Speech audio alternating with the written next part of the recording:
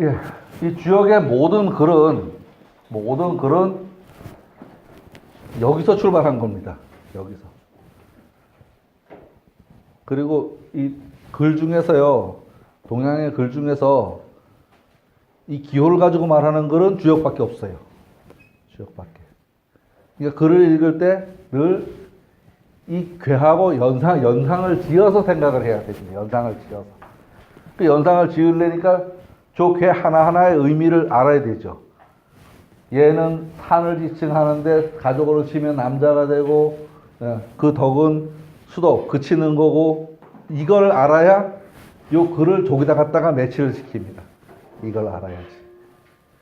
그래서 이제 밴드에 올려놓은 거 있잖아요. 이제 오래되신 분들은 이미 그 정도는 이제 되실 거고요. 새로 오신 분들은 그걸 이해해갖고 안 됩니다. 강다지로 외워야 됩니다. 그냥 강다지로 외워서. 예. 처음에 이제 그 건삼년, 이허중 뭐 이렇게 쭉 있는 거 있잖아요. 그거는 뭐냐 하면 저 괴의 그림을 그냥 연상으로 외울 수 없으니까 글로다가 입에다 외우면 건삼년, 건은 세개 그어놓은 거, 이허중, 이는 가운데가 빈 거, 이런 식으로도 이해를 하면서 외우고 나서 그 다음에 그 순서를 외워야 되는데, 그러니까 첫 번째는 건, 일건. 그렇게 좀 심심하니까 이름이 건이고 자연물에서는 하늘이 된다. 여기까지요. 일건천, 이태택, 삼리화, 가진내, 오손포, 육감수, 칠간산, 팔곤지. 입에서 달달달달 하고 이름을 딱 하면 이 생긴 모양이 머릿속에 딱 떠올라야지. 그러고 나서 이제 그게 이제 주역으로 들어가는 이제 문 앞에서 한쪽 발 딱 거친 거고, 한쪽 발 딱 걸친 거고, 이제 그 다음에 이제 여기 이거 감은 뭐 물도 되고 험함도 되고 구덩이도 되고 빠짐도 되고 뭐 별시하는 소리 다 있거든요.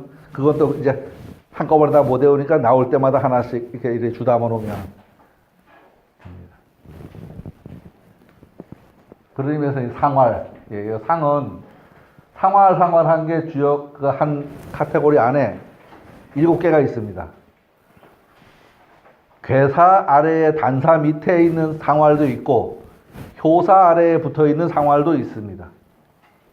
상활도. 괴사 아래에 붙어 있는 상활은 이 괴 전체를 설명한 상활이고, 효사 아래에 붙어 있는 상활은 요 작사기 하나하나에 대한 설명을 해놓은 상활입니다. 그런데 단사는 이 괴의 여러 가지 변화를 보고서 설명을 했지만, 요 상사는 그거보다는 대단히 단순합니다. 4개, 10개 딱 잘라서 보고서 설명을 합니다. 딱 잘라놓고 설명을 하는데, 제 생각엔 이 주역은 육아의 글은 아니었다는 생각입니다. 육아의 글 아닙니다, 이거. 그런데 공자가 여기다가 설명문을 달아서 인의예지처럼 말해 놓은 거죠. 사실은 이거는 중국 그 여러 그 유파의 그 책들을 설렁설렁 뒤져보면, 도가도 이거 들고 얘기하고 음양가도 이거 들고 얘기하고, 법가도 이거 들고 얘기하고, 다 이 주역 가지고 얘기합니다. 그렇게 따지면 이 주역은 육아의 글이 아닌 거죠. 도가도 그 중국 산꼭대기 올라가면 도사들이 있는데요. 거기도 가면 주역 8개 그림 그려놓고 있습니다. 딱 지금 요 상활은 저 상황을 놓고 하는 겁니다. 산하 출천이 몽이니. 산 아래 물이 있는 것이 몽이다. 산 아래 물이 있는 게 뭐냐? 샘이죠, 샘. 산하 출천이 몽이니.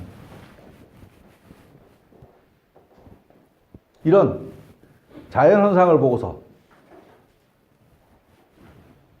나는, 군자는, 여기서 군자는 도덕군자일 수도 있고 일정한 지위를 가진 관료일 수도 있습니다. 그런데 이 글을 배우는 나는, 이 글을 배우는 목적은 이렇게 생각을 해도 됩니다. 나는이라고. 내가 군자다 생각을 하고서. 과행하며 육덕하나니라.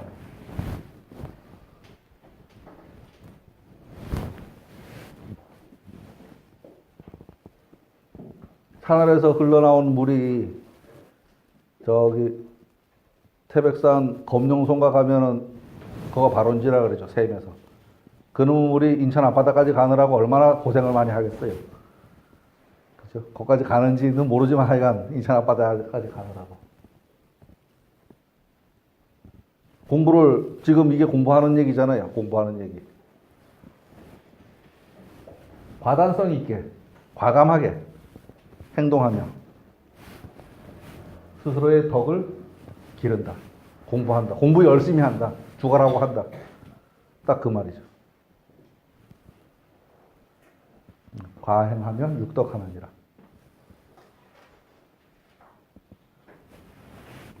제 생각에는 이 부분이 육아의 글이라는 생각이 들어갑니다. 이 부분이 육아의 글.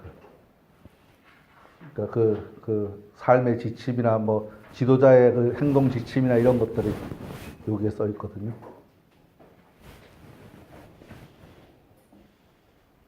이 산수몽괴를 네 외괴로 살펴보면 외괴는 산이 되고 내괴는 물이 됩니다. 하늘에 있는 물, 산에서 솟아 올라오는 샘이다 라고 해도 됩니다. 이것을 보고 여기에서 나는 과감하게 행동하고 어렵고 조금 쫄쫄 흘러나온 물이지만 그 물이 쉬지 않고 흘러서 인천 앞바다까지 가는 것처럼 과감하게 행동하고 덕을 기르도록 노력한다. 깊은 산속 옹달새. 여기에 뭐가 들었는데? 뭐가 들었나 볼까요? 뭐가 들었니? 내가 뭐 나왔는데? 다니엘, 솔로 기념 선물 하나 해줄까? 광고는 뭐야? 난 벌써 보냈다. 뭐가 들었지?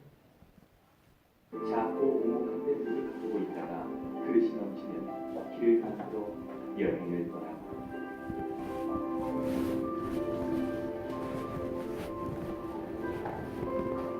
한명 남짓한 걸 잃어도 수십 중의 생명을 거두고 길러내는 건강.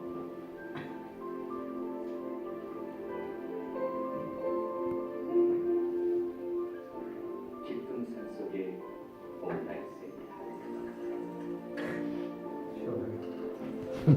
새들에게 옹달새는 물에 묻히다.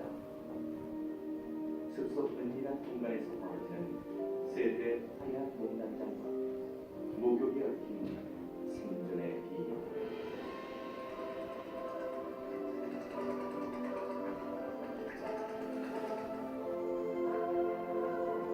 작지만 큰 새. 깊은 속에 헤엄쳐 그곳에서 생명의 교향곡이 울려 퍼진다.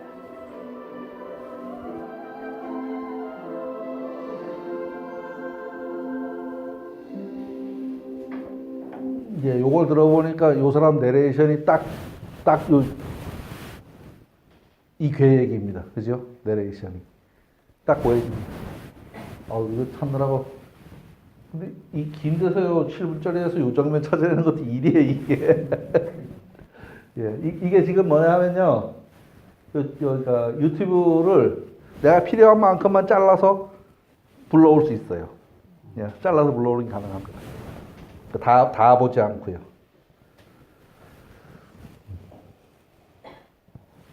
산속 샘에서 흘러나오는 물은 순수한 물, 오염되지 않은 물입니다. 사람으로 말하면 천부지성 그대로 간직한 동몽과 같은 상태라고 생각해도 됩니다. 티끌 하나 없이 깨끗한 상태입니다. 하지만 그 처음 솟아나는 물의 양은 많지 않아서 흘러내려가기가 쉽지 않습니다. 조그만 장애를 만나도 머물러 흐르지 못합니다. 그러나 결국은 낮은 곳으로 흐르게 됩니다. 장애를 만나기는 하지만 결과적으로 하류로 흐른다. 과감하게 행동한다와 통하는 말이다. 그렇게 생각해도 될 것 같습니다. 태백시에 검룡소라는 샘이 있습니다. 이곳을 남한강의 발원지로 보기도 합니다. 대해로 나아가는 발원지입니다. 처음은 별 볼 일 없는 작은 옹달샘이지만 흘러감에 따라 큰 내를 이루고 또 큰 강을 이루어서 바다로 흘러들어갑니다. 자연으로 비유하면 이 셈이 인사로 생각하면 동몽하고 같은 거다라고 생각을 해도 될 겁니다. 이 대상은 군자를 나로 치환해서 생각해도 된다고 말씀드렸습니다. 지금 어리석은 일을 잘 훈육하고 길러내야 하는 때입니다. 이럴 때 어떤 자세를 해야 할까? 과단성 이에 행동하여 덕을 길러내야 마침내 형통하게 될 거다. 몽은 형하니 했던 그 형이 이런 결과로다가 형통하게 된다. 라고 생각해도 될 겁니다. 이 몽계를 교육론이다 라고 생각을 해도 됩니다. 덕을 쌓아나가는 것을 말합니다. 이제 여기까지가 3번에 걸쳐서 괴사 1번, 단사 1번, 상사 1번에 걸쳐서 이 전체를 애둘러서 지금 이야기를 했습니다. 전체를 애둘러서. 이제부터는 요 효 하나하나를 설명을 하는데, 효는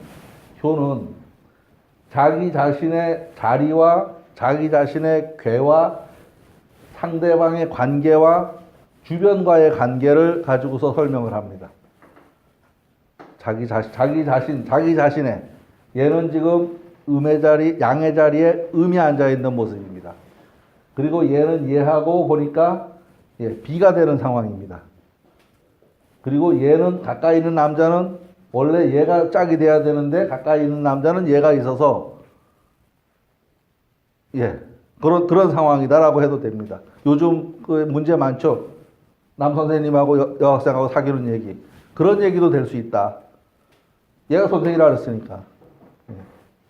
그런 얘기도 될 수 있다.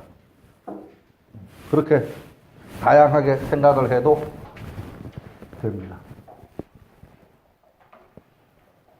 초육은 발몽호대. 저 발은 펼발이지, 펼발. 이렇게 일어날 발. 어리석음을 일으키되, 깨우되. 어떻게 해야 되냐? 이용형인하여 형틀에다 하람을 붙들어매서 용탈질곡이니, 여기서 저 설은 설로 읽지 않고 탈로 읽습니다. 탈.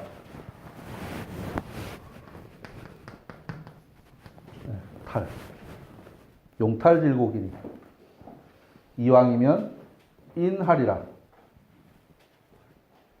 그렇게 하는 일을 계속한다면 잘못될 거다. 다시 한번 설명하겠습니다. 여기서 질곡은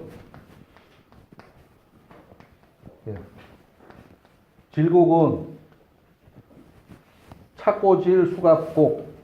찾고 발목에다가 이거 저 나무 판때기 붙들어 매 놓는 거예요. 저 유치장에서 춘향이 모가지에 걸어놓은 그거. 수갑은 손 못 움직이게 하는 거.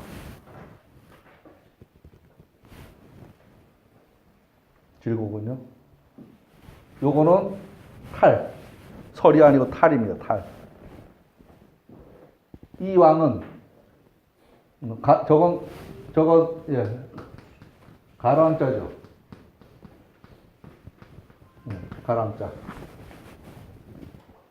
아이를 교육시키는 데는 제재도 좀 해야 되지만 그 제재만 가지고는 안 된다. 그런 말입니다. 제재만 가지고는 안 된다.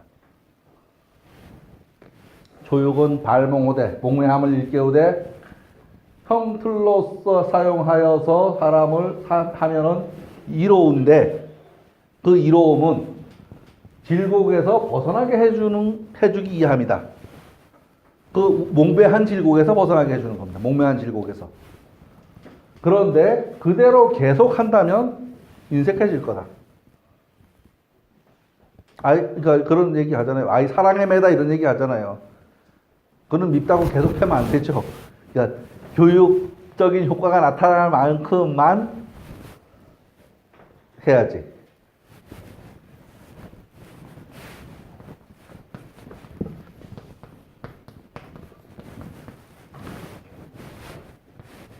여기서 요 글자가 형벌을 의미합니다. 형벌을. 요거 있잖아. 예, 사전 찾아보면 나와요. 그러니까 결국은 일정한 제재를 가해야지 된다는 말을 하고 있죠. 일정한 제재를 가해야 한다. 뭐 요즘에도 뭐 풀어놓긴 해도 뭐 맞죠. 뭐 애들이 지 하고 싶은 대로 다 해가지고 되겠어요. 어느 정도 뭐 당근도 주고 채찍도 주고 살살 꼬셔갖고 자랐다 그러면 사탕도 한 개 입에 넣어주고 그러면서 가는 거죠. 초육은 목매한 것을 일깨움에 사람에게 형벌을 쓰는 것은 이롭지만 그 뒤에는 질곡을 벗겨주는 것이니 이로써 해나간다면 형벌로서만 해나간다면 좋지 못할 것이다. 어리석음을 일깨우는 데는 일정한 제재가 필요합니다. 다만 근본적인 문제점의 개선 없이 형벌만 가한다면 교육적인 효과는 별로 없을 것입니다. 과거에 저희가 초등학교를 다닐 때 그럴 때는 선생님들이 매로 훈육을 했습니다. 그때는 한 반에 저희 때만 해도 60명, 많으면 70명 가까이 됐거든요. 그놈의 애들을 말로다가 해가지고 안 듣죠. 그러니까 일단 몽둥이부터 들고서 이런 말 한단 말이에요. 호통도 치고. 근데 지금은 보니까 애들 한 20명 되거든요. 한 반에. 그걸 가지고도 쩔쩔매요. 그걸 못하니까. 제가 보기엔 그렇습니다. 그걸 못하니까. 근데 요새도 거의 은퇴할 때 된 선생님들은 회초리 들고 돌아다니더라고요. 요새는. 젊은 선생님들은 그런 거 없어 보니까. 그런 거 없고. 그때는 한 반에 60, 70여 명이니 그런 방법을 쓸 수밖에 없었겠다 하는 생각이 들어갑니다. 지금은 한 학급이 20여 명으로 줄었습니다. 물리적인 체벌보다는 다른 수단을 쓰고 있습니다. 벌점 제도라든지 등등. 물리적인 체벌을 강한 수단이라고 한다면 요즘의 교육 방법은 부드러운 수단이다 라고 해도 될 겁니다. 그러니까 드러나는 모습은 바뀌었지만 그 교육을 하려는 목표나 그 기술적인 내용들은 크게 바뀌지 않았을 거다. 이런 지금 이야기입니다. 훈육할 아이들의 수가 줄어서 그런 방법으로도 소기의 교육 효과를 기대해 볼 수 있겠다 하는 생각은 들어갑니다. 다만 교육에 들이는 에너지는 지나친 게 아닌가 하는 생각이 들어갑니다. 시내 학교도 아마 선생님 포함 학교에 있는 모든 분들을 합하면 시내 학교도 6대1 정도 되고 시골 학교는 1대1이 넘습니다. 시골 학교는. 예, 제가 어디죠? 한송 초중학교. 거기는 시골에서 유치원, 초등학교, 중학교가 딱 붙어 있어요. 붙어 있는데 아이들이 한 50명 되는데 거기 상주하는 교육 관련된 분만 50명이 넘어. 거기다가 외부에서 들락날락 하는 사람도 거기에 들어가지도 않아. 그러니까 시골 학교니까 특별 과목, 음악이나 뭐 이런 특별 과목 선생님들은 몇 개 학교를 묶어서 다니는 선생님들도 있더라고, 가보니까요. 그러면 그분들이 다 또 고천들만 가 있어요, 보니까. 야, 급여가 얼만데? 애들한테 들어가는 교육비 도대체 얼마야?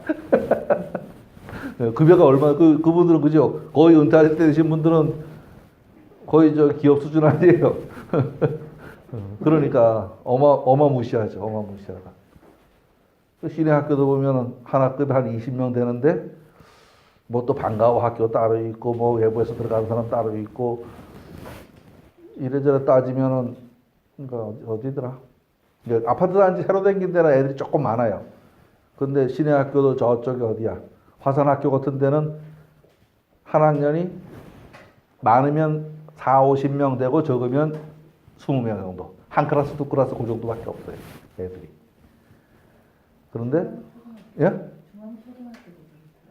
그러니까 시내 학교 중에서 그러니까 아파트가 들어서면서 갑자기 인원이 막 느는 데는 조금 더 많고 그렇지 않은 데는 그래서 남천학교 뭐 이런 데 동명학교는 없어졌잖아요.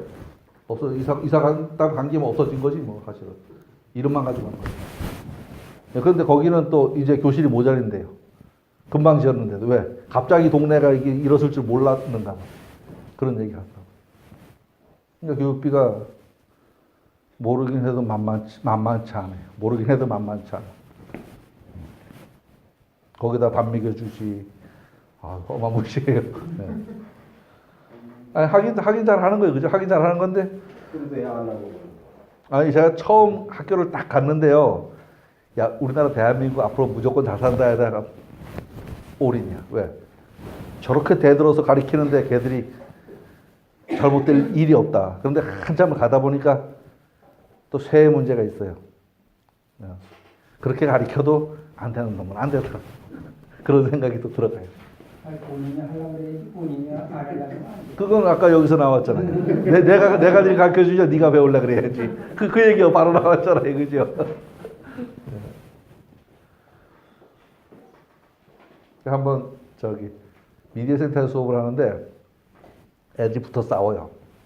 아 이거 방법이 없더라고. 이걸 뭐 한도 후리지도 못하고 그죠? 그 쩔쩔 매고 있는데 마침 학교 선생님이 오시더라고. 그래 얼른 인계해줬지. 인계해주고 저 들어가 수업을 했는데 1시간 그러니까 수업이 끝날 때까지 그걸 설명을 하고 있더라고. 아유 속이 답답해서 죽는 줄 알았어요. 그러니까 우리 공부할 때 같으면 말도 안 되는 에너지를 걷어 쏟아붓고 있어. 근데 요새는 뭐 다 그렇게 해야 되는가 봐요. 근데 애들이 많지 않으니까요. 또 그렇진 않아요. 한 뭐 10대 명으로 데리고서 해보면 잘못된 아이들 별로 없어. 한두 아이 있으면 그건 통제하기 쉬워요. 또 그런 건 있더라고요. 그러니까 우리는 뭐 학교처럼 20명씩 데리고 안 한다고 뭐 합게 되면 한 10대 명 이 정도 있잖아요. 그 정도는 잘 되고요. 특히 미디어 센터에서 하는 수업은 정말 잘 돼요. 한 학교에서 1명, 2명 정도 불러오거든요. 정말로 똑똑한 놈들만 모였더라고. 그러니까 뭐 애는 앤데도 불구하고 그러니까 애 하는 짓을 하는데도 불구하고 통제가 잘 돼요. 또 그런 애들은. 예, 그런데 저기 시골 쪽에 나가서 그 수업을 해보니까 거기는 진짜 방법이 없더라고. 어떻게 해도 안 돼요. 나중에 니 마음대로 하세요 하면 버려놓고 그냥 난 나대로 하고 그렇게 또 돼요. 어디까지 읽었나? 그냥 여기서부터 효로서 살펴본다면 초효는 음효로서 아랫자리에 있으니 무지몽매함이 대단히 큰 자다. 제일 아래에 있으면서 또 음효다. 알지도 못하고 들어갈 것 같지도 않고 그 정도다. 이렇게 생각해도 되겠죠. 어리석음을 일깨우되 형벌로써 한다. 그렇지. 말로 해서 안 통해. 그러니까 좀 따끔하게 해줘야 된다는 얘기를 하고 있습니다. 형벌로서 한다는 것은 강한 수단으로 한다는 것이고 그렇게 함으로써 우매함을 벗겨주는 것입니다. 다만 그러한 수단을 계속한다면 교육적인 효과는 떨어지게 될 것입니다. 발몽은 몽매함을 일깨우는 일입니다. 세상에 대해 눈을 감으면 보이는 것, 아는 것이 없습니다. 눈을 뜨게 하는 것이 중요할 것입니다. 어떤 일이든지 공부로 말해보면 개념이 생기도록 해주는 것, 교육의 출발선을 말한다고 해도 될 것입니다. 초육효는 음효입니다. 음은 어두움의 상징입니다. 어둡다는 것은 깨어나지 못해서 몽매하다는 말이기도 합니다. 이용형인